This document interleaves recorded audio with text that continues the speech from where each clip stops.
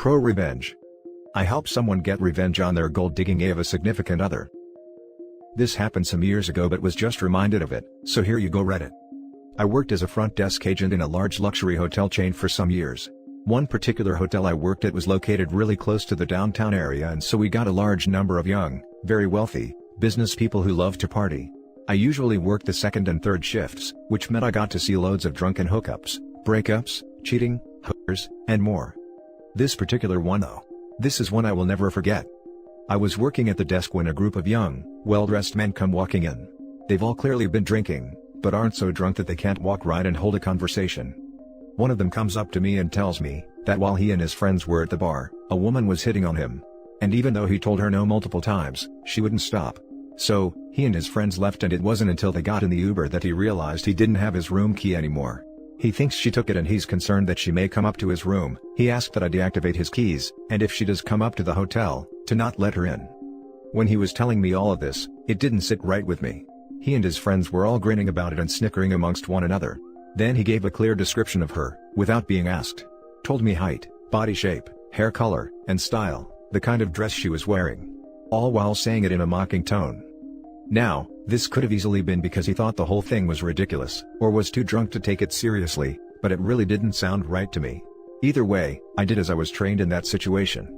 I pulled up his reservation, deactivated the keys as requested, made him menu set when he showed me his ID, and even offered to move him to a new room if that would make him feel more comfortable. He and his buddies all laughed a little at that and he declined, took the keys and they went to their room. About an hour or so later, the woman he described showed up. Now, by this point, my relief for the night had also shown up and was sitting at the front desk while I was in the back office counting down my cash drawer. I hadn't had a chance to tell him about the woman. Just as I'm walking out of the back office with my bag and about to leave, I see my coworker buzz the doors open and the woman comes rushing in, cuts through the lobby and down the hall to the elevators. She was barefoot, holding her heels in her hands, and knew exactly where she was going. I rushed up to him and told him what the man from before had told me about her. My coworker looked at me confused.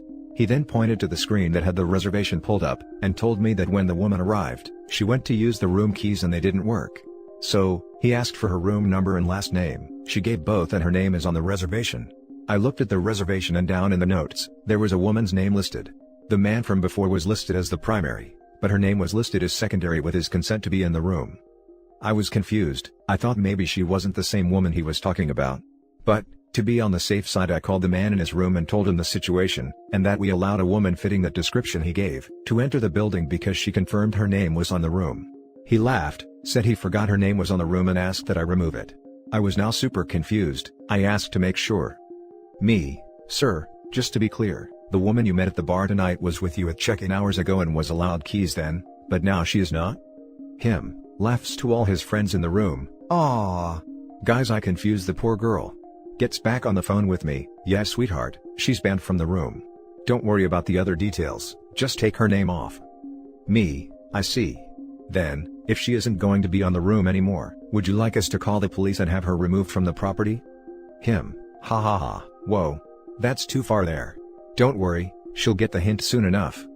We ended the call there and I got really suspicious of this. I told my coworker to not do anything, and that I was going to stick around for a bit to see if anything happened. A short time later the woman came off the elevator, pouring tears, sobbing while on the phone with someone. She sat down in our lobby and my coworker and I tried to look busy while eavesdropping hard on her phone call. She was sobbing on the phone to her mom and sister.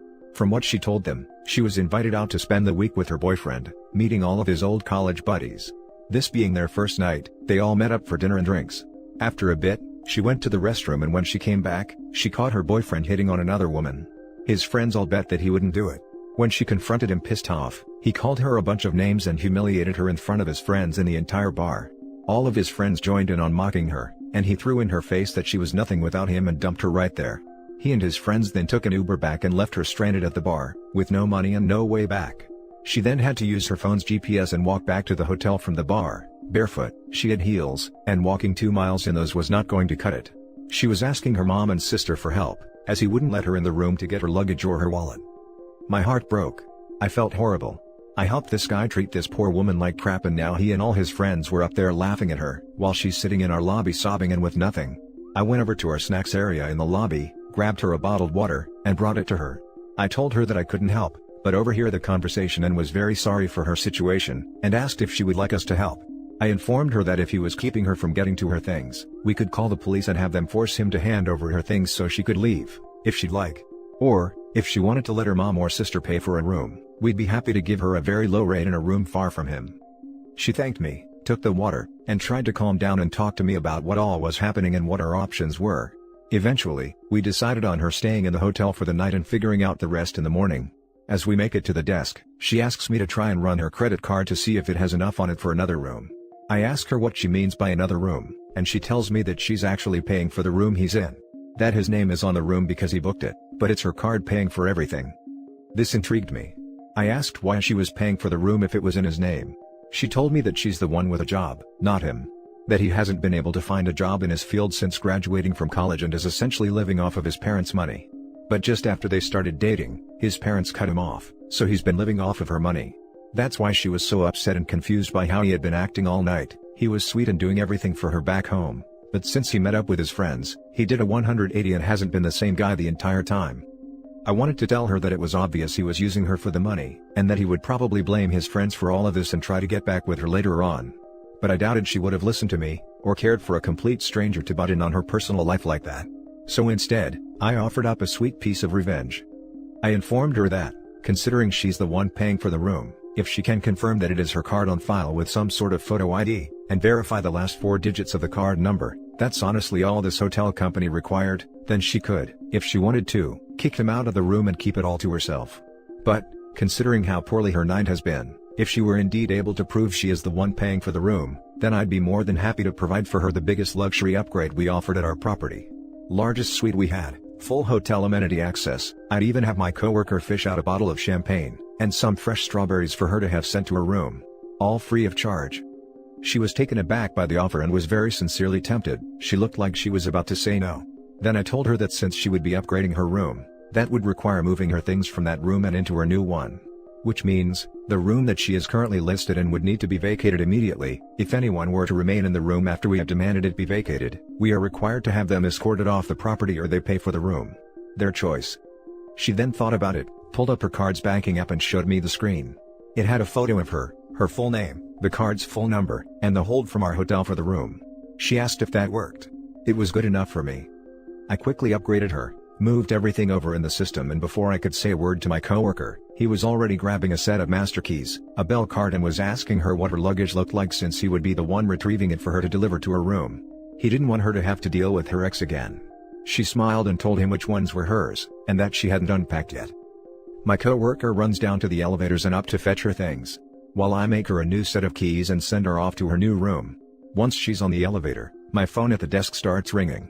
It's the ex-boyfriend, and he's very angry about why my coworker has entered the room and is taking her things. I calmly explain that I cannot give out the private information of any of our guests, and that if he would like to remain in his room, he will need to pay for it as there is no longer a method of payment on his room. He blew up. He's making a ton of demands and at the same time yelling at my coworker to stop what he's doing, but it's obvious from the way he's yelling at him that my coworker isn't listening to him. I can even hear the guy's friends telling him to chill out and just pay for the room. I then explain that we will give him a courtesy 10 minutes to make a decision. At which point, if he doesn't have payment ready, then he must vacate the building or we will be forced to call the authorities and have him evicted. He continues to yell at me. He screams, swears, threatens, and yells for a solid minute before taking a breath. I then tell him he has 9 minutes remaining, and asks if he has come to a decision yet. He hangs up on me. 9 minutes later I call the room and he doesn't answer. I call again, no answer. I call a third time, he picks up, then immediately hangs up. I call the police and tell them what's going on, and they said they're on their way. The officers arrive, I tell them what's going on, we go up to the room together and the man and his friends are all white as ghosts when they see the cops. The cops explain to the ex-boyfriend and his friends that they're being evicted.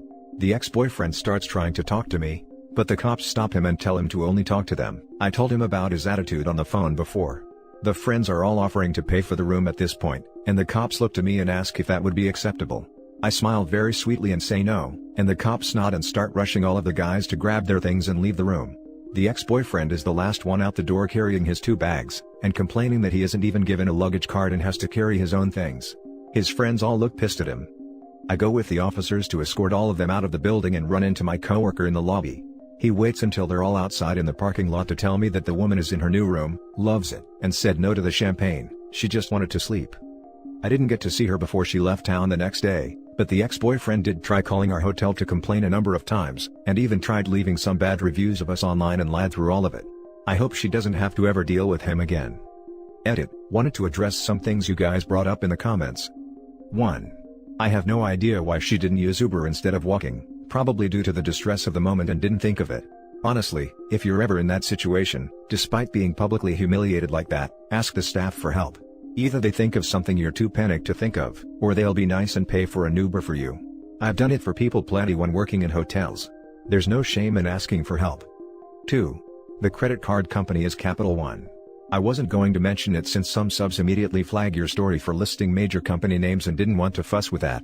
But yeah, their app lets you post a picture on your profile and, on most banking and credit card apps, you are able to pull up the full card number by clicking on the account information.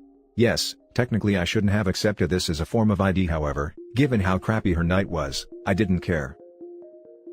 Now for some comments. What a despicable little man. Great work. Silly man, the bros before whose rule doesn't apply when she is the one paying for your life. Something about biting the hand that feeds you. I love you so much, you are amazing at your job. And even though the poor girl was treated so badly, you were there to give her compassion when she needed it. Kudos to you, and the boyfriend was such a gold-digging a-hat, you gave him the karma people who deserve it wait years for. Lovely revenge, BF should have thought this whole thing through before trying to ghost her. And that's it for this video guys, if you have thoughts to share, leave a comment below. Don't forget to hit like and subscribe if you like this content.